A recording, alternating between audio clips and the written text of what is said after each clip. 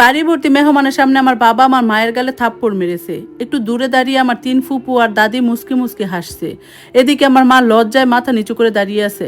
বাবার থাপ্পড়টা এতটাই জুড়ে ছিল যে মায়ের ঠোঁটের কোণা দিয়ে রক্ত বের হচ্ছে। ফর্সা গালে 5 আঙ্গুলের দাগ বসে গেছে। আমার ছোট বোনটা আমার শার্টের কোণা ধরে আমার পেছনে লুকিয়ে আছে।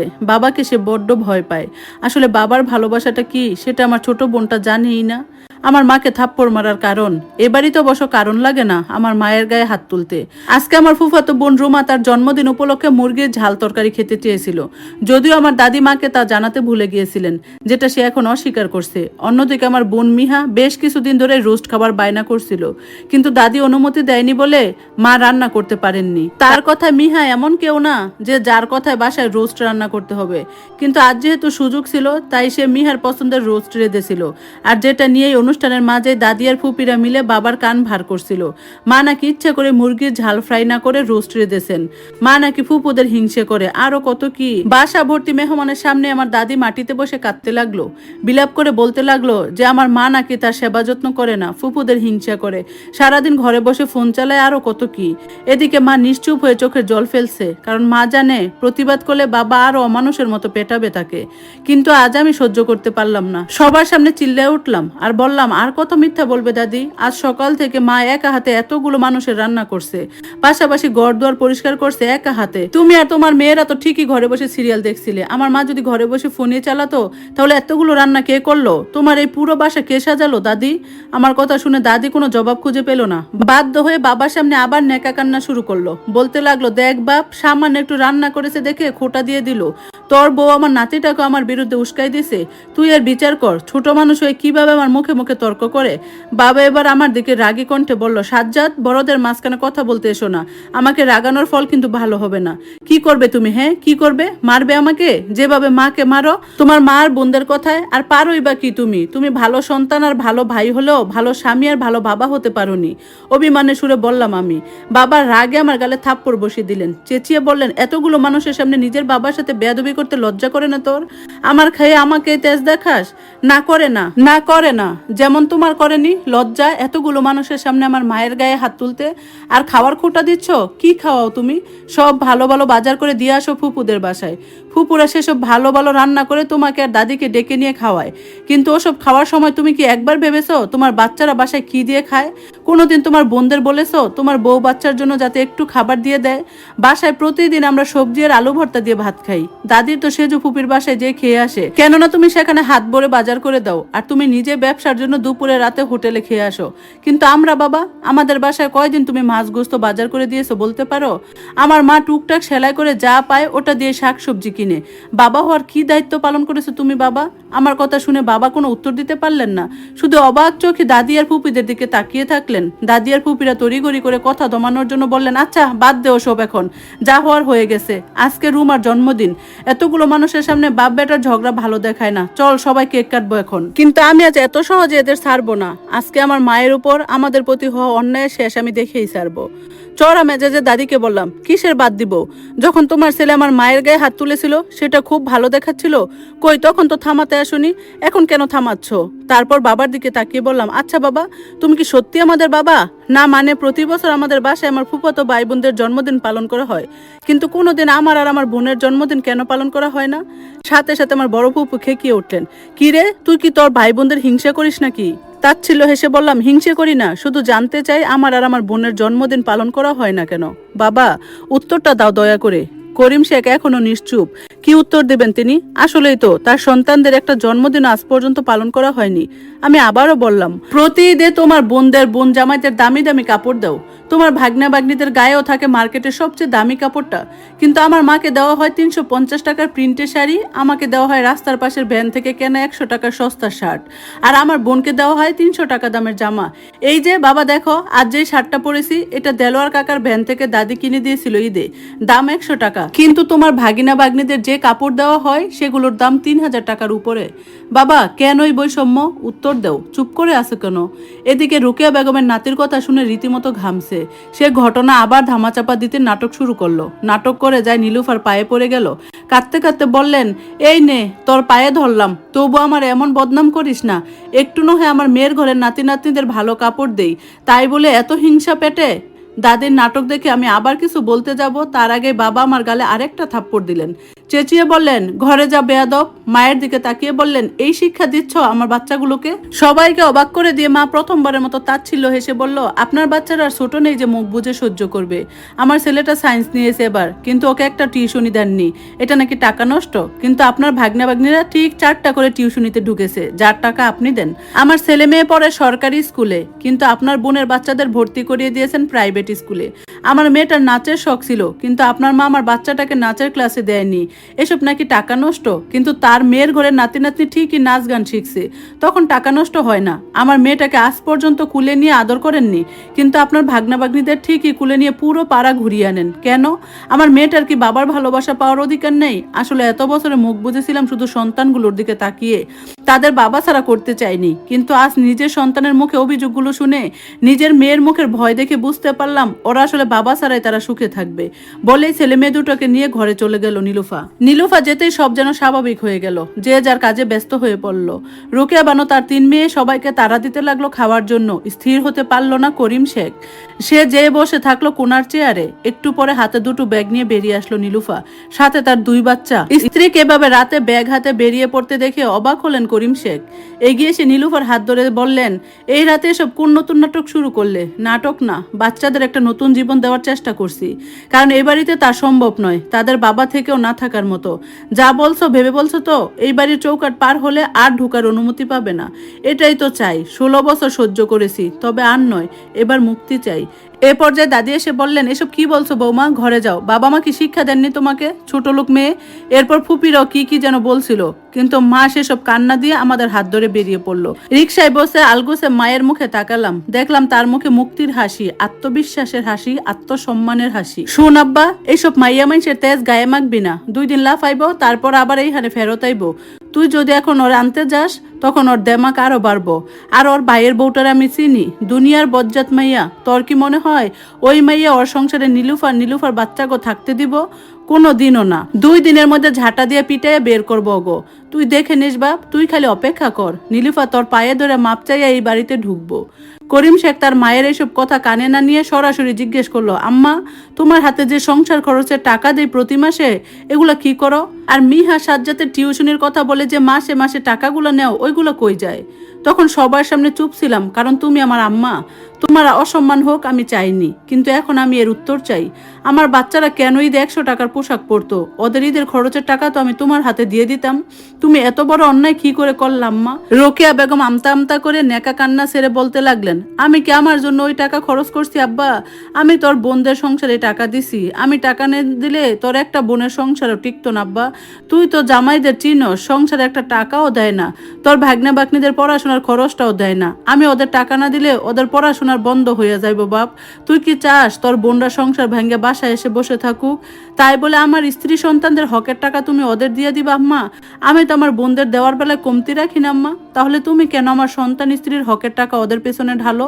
ওদের অভাব পড়লে আমাকে বলতা, আমি আরো দিতাম। কিন্তু তুমি আমার স্ত্রী সন্তানদের কষ্টে রাখলা কেন আম্মা? আমার তো ভাবতেও লজ্জা লাগতেছে যে যেই আমি মাসে লাখ লাখ টাকা ইনকাম করি, সেই আমার স্ত্রী কাপড় সেলাই করে আমার বাচ্চাদের মুখে ভাত তুলে। আম্মা, এখন তো মনে হচ্ছে ভুল আমারই যে আমি সংসার খরচের টাকা আপনার হাতে দিতাম।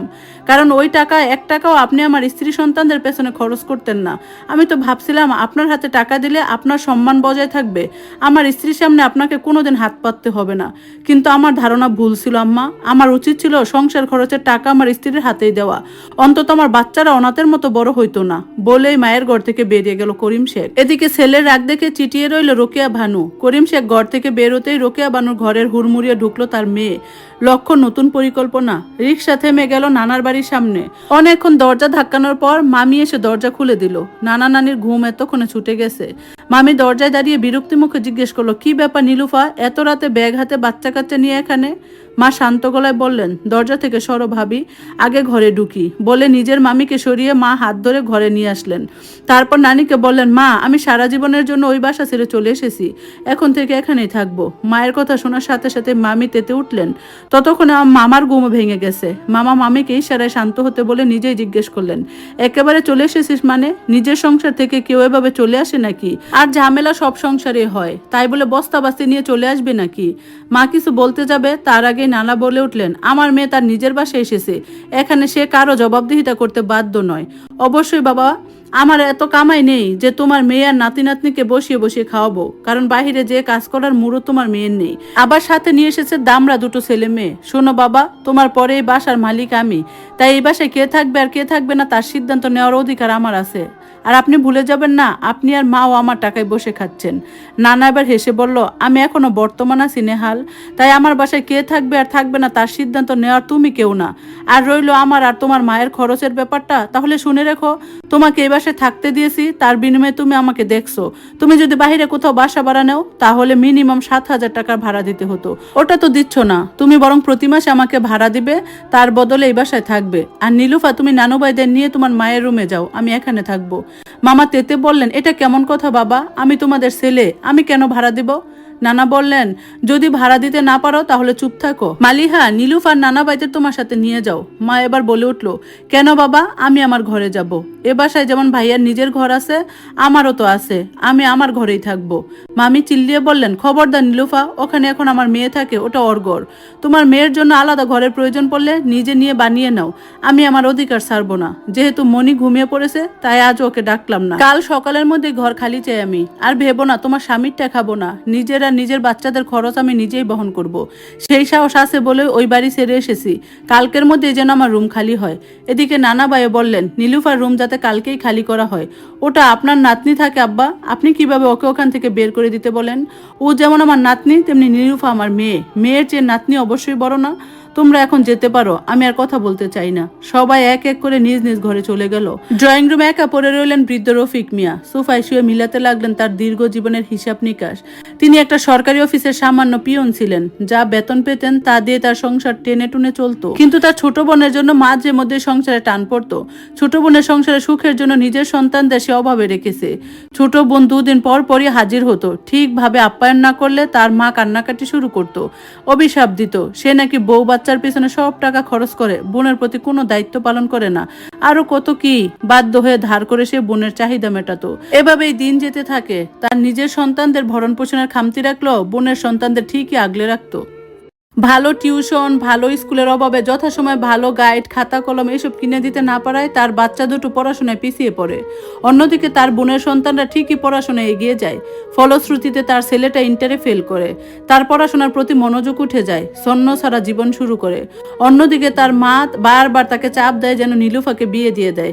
তার বোনও চাপ দিতে থাকে। তারা বলে যে মেয়েদের এত পড়াশোনা করিয়ে লাভ নেই, টাকা নষ্ট। নীলুফা যত বড় হবে তত তার বিয়ের খরচ বাড়বে। ফলে নীলুফা ক্লাস 8-এর ছাত্রী থাকাকালীন মা বোনের পছন্দের অশিক্ষিত ব্যবসায়ী করিম শেখের সাথে নীলুফার বিয়ে দেয়। বিয়ের পর তার মেয়েটা কত নির্যাতন সহ্য করেছে। অন্যদিকে তার বোনের মেয়ে ঠিকই মাস্টার্স পাশ করে একজন উচ্চপদস্থ ব্যাংক কর্মকর্তার সাথে বিয়ে করেছে, নিজেও সে চাকরি করে। এ নিয়ে তার বোনের গর্বের কমতি নেই। এদিকে নেহাল হুট করে পালিয়ে বিয়ে করে ফেলে। বিয়ের পরে সে ভয়ঙ্করভাবে বউভক্ত হয়ে যায়। বউর কথায় ও বুদ্ধিতে ব্যবসা শুরু করে। সে ব্যবসা থেকে ভালো আয়ও আসে, কিন্তু নেহাল রফিক সাহেবকে সহ্য করতে পারে না, শুধুমাত্র সন্তান হিসেবে দায়িত্ব পালন করে। অবশ্য রফিক মিয়া মাঝে মাঝে চিন্তা করে এটা তার কর্মের ফল। রফিক তার ছেলের সুখের সংসার দেখে খুশিও হয়। যেই সুখ সে তার স্ত্রী সন্তানকে দিতে পারেনি, সেই সুখ তার ছেলে নিজের স্ত্রী সন্তানকে দিচ্ছে। আজ যখন নীলুফা তার কাছে ফিরে এলো, সে ভেবে নিল সৃষ্টিকর্তা হয়তোবা তাকে আরেকবার সুযোগ দিয়েছে নিজের পাপের প্রায়শ্চিত্ত করার, মেয়েটাকে একটা সুন্দর জীবন দেওয়ার। রাত প্রায় 3টা। করিম শেখের চোখেও ঘুম নেই, বারবার বিছানার এপাশ ওপাশ করছে। নীলুফার নিষ্পাপ মুখটা চোখের সামনে ভাসছে, বাচ্চাদের কথা মনে পড়ছে। করিম শেখের বয়স 14, তখন তার বাবা মারা যায়। এদিকে ছোট ছোট 3 বোন, অন্যদিকে বিধবা মা। তার উপরে আবার দাদি বাবার মৃত্যুর জন্য আমার মাকে দায়ী করতে লাগলেন, কারণ বাবা সেদিন মায়ের ওষুধ নিতে বাজারে গিয়েছিলেন। কিন্তু আসার পথে এক নির্মাণাধীন বিল্ডিং থেকে ইট মাথার উপরে পড়ে সেখানে বাবার। চাচারা সেই সুযোগে জায়গা জমি নিজেদের নামে লিখে তাদেরকে এক কাপড়ে বের করে দেয়। এরপর মা তাদের নিয়ে নানার বাসায় গেলে সেখানেও তাদের ঠাঁই হয় না। তারপর তারা আবার শহরে ফিরে আসে। তার মা মানুষের বাসায় ছুটা কাজ করা শুরু করে, আর এদিকে করিম শেখ একটা দোকানের কর্মচারী হিসেবে ঢুকে। এভাবে চলতে থাকে তাদের জীবন। পরবর্তীতে স্বল্প লোনে করিম শেখ ব্যবসা শুরু করে, আর এখানে দ্রুত সাফল্য পায়। ভাগ্য ফেরে তাদের। একদিন ব্যবসার কাজে মতিগঞ্জে যায় সে। চোখ পড়ে স্কুল ড্রেস পরা কিশোরী নীলুফাকে। মন দিয়ে বসে সেখানেই। বাসায় এসে তার মাকে নীলুফার কথা জানাতেই তার মা মানা করে দেয়। তার মায়ের কথা, আগে 3 বোনের বিয়ে হবে, হবে পরে তার। রোকেয়া বানো ভয় ছিল, করিম একবার বিয়ে করলে সে বউর কথা উঠবোস করবে, মা বোনদের আর দায়িত্ব নিবে না। কিন্তু এদিকে নীলুফাকে হারানোর ভয়ও মনে জেগে ধরেছিল, কারণ লোকের মুখে সে জেনেছিল নীলুফার বিয়ে দেওয়ার জন্য নাকি পাত্র খোঁজা হচ্ছে। তাই তো সে জেদ ধরে বসলো নীলুফাকে বিয়ে করবে। খাওয়া দাওয়া, দোকানে যাওয়া সব বন্ধ করে দিল। অবশেষে ছেলের জেদের কাছে হার মানতে বাধ্য হলো রোকেয়া বানো। কিন্তু তার আগে ছেলেকে কসম দিয়ে দিল যে সে পরিস্থিতি যেমনই হোক না কেন কোনোদিন তার মা বোনদের অবহেলা করবে না, আর সব সময় তার মায়ের কথাই চলবে, না হলে সে মায়ের মরা মুখ দেখবে। সেদিন মায়ের মাথা শুয়ে কসম কাটে করিম। এরপর 14 বছরের কিশোরী মেয়েটাকে ঘরের বউ করে তুলে এনে সংসারের দায়িত্ব তুলে দেয় ওই মেয়েটার কাঁধে। বিয়ের পরের দিনই নীলুফাকে পাঠানো হয় রান্নাঘরে। তার বোনেরা নীলুফার চেয়ে বয়সে বড় হলেও তারা কখনো রান্না বান্নায় নীলুফাকে সাহায্য করতো না। রিনু, বিনু, ইনুর কাপড় চোপড়ও তাকে ধুয়ে দিতে হতো। শুধু কি তখন বোনেরা বিয়ের পরও ছুটির দিন ব্যাগ ভরে নোংরা কাপড় নিয়ে আসতো, সেগুলো ধোয়ার ভার পড়তো নীলুফার উপর। এত জনে রান্না বান্না করার পরও আবারও সব ধোয়া, তারপর আবার কলপার ভর্তি এটো থালা বাসন, সবই চোখে পড়তো করিম শেখের। কিন্তু বউর পক্ষে কিছু বললে যদি মা বোন কষ্ট পায়, এই ভয়ে সে চুপ থাকতো। দীর্ঘ 16টা বছর নীলুফা সহ্য করেছে এসব। বিয়ের প্রথম নীলুফা অভিযোগ করত, কিন্তু মা বোনের নামে কটু কথা শুনে করিম শেখ তার উপর নির্যাতন করত। তার উপর আবার প্রতিদিন কাজ শেষে যখন বাসায় ফিরতো, মা বোনেরা নীলুফার নামে হাজারটা অভিযোগ করত। রাগের মাথায় করিম শেখও যে নীলুফার গায়ে হাত তুলতো, কোনোদিন জানার চেষ্টা করতো না যে নীলুফা আসলে দোষী কিনা। পরবর্তীতে নিজেকে দোষী মনে হলেও কোনোদিন নীলুফার কাছে ক্ষমা চাওয়ার চেষ্টা করতো না। ক্ষমা চাইলে যদি মা বোন ছোট হয় আর বাড়ির বউদের একটু মানিয়ে নিয়ে চলতেই হয়, এই ধারণাতেই 16টা বছর পার করছিল করিম শেখ।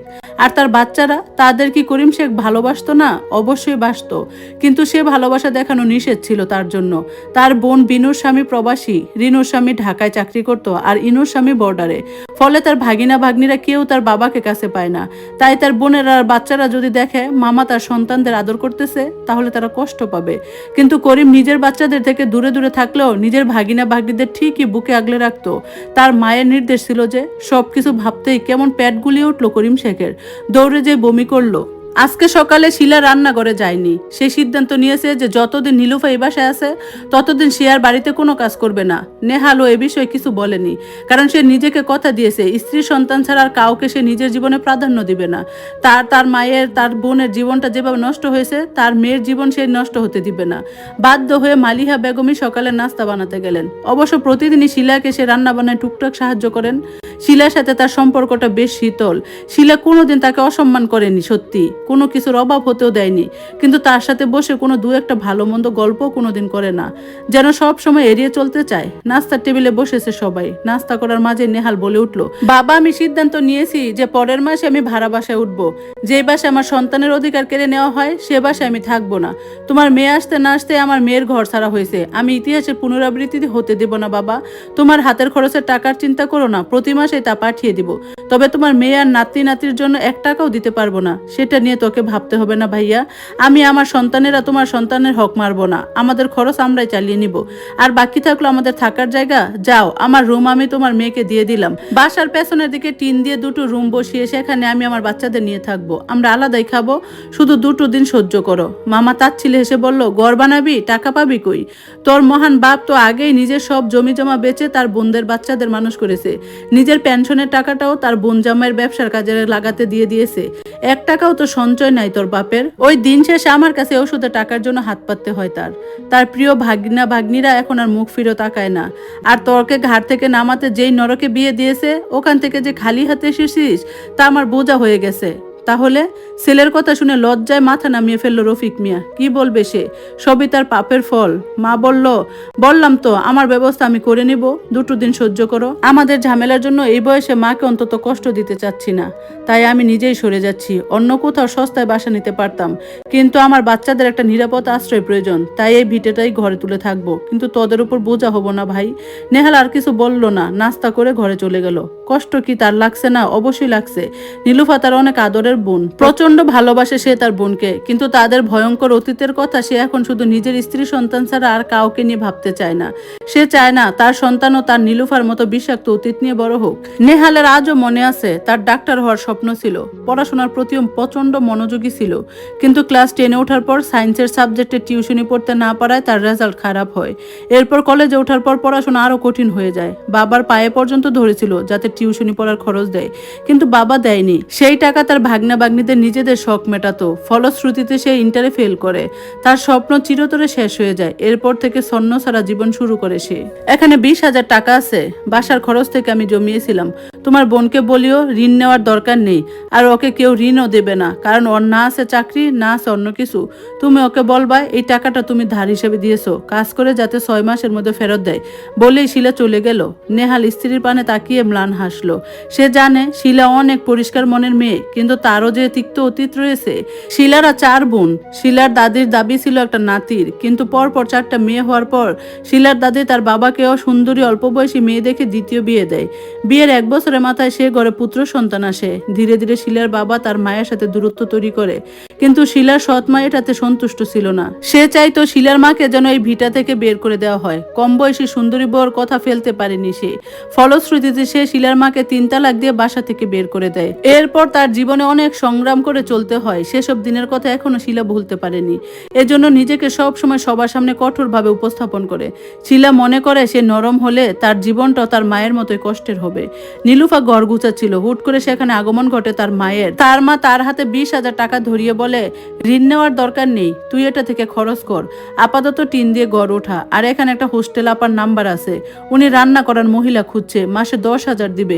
তুই চাইলে যোগাযোগ করে দেখতে পারিস, কারণ তোর পড়াশোনা নেই, ভালো কোনো চাকরি পাবি না, আর এখানে তেমন কষ্ট হবে না তোর, শুধু 2 বেলা রান্না করে দিয়ে আসবি। নীলুফা মায়ের দিকে অবাক হয়ে তাকিয়ে জিজ্ঞেস করলো, এত টাকা কই পেলে মা? এলাকার এক আপার থেকে ধার নিয়েছি, 6 মাসের মধ্যে টাকা ফেরত দিতে হবে, তুই এখন ভাব কি করবি। বলে মালিহা বেগম চলে গেলেন। মূলত নেহালি তাকে টাকা দিয়েছে, কিন্তু বারবার সে তার মাকে নিষেধ করেছে যেন নীলুফাকে না জানায়, কারণ সে জানে তার বোনের আত্মসম্মান কতটুকু। বাবার উপর অভিমান করে পরিস্থিতি বাধ্য হয়ে বাচ্চাদের মুখের দিকে তাকিয়ে এতদিন করিম শেখের সংসার করেছে, কিন্তু এখন তার দেয়ালে পিঠ থেকে গেছে বিদায় সে এখানে ফিরে এসেছে। যদি তার সামর্থ্য থাকতো সে কোনোদিনও এ বাড়িতে ফিরতো না। নেহাল এটা ভালো করেই জানে। ধন্যবাদ সবাইকে এতক্ষণ গল্পটা শোনার জন্য। ইনশাল্লাহ খুব শীঘ্রই বাকি অংশ শেয়ার করবো। আজকের মতো আল্লাহ হাফেজ।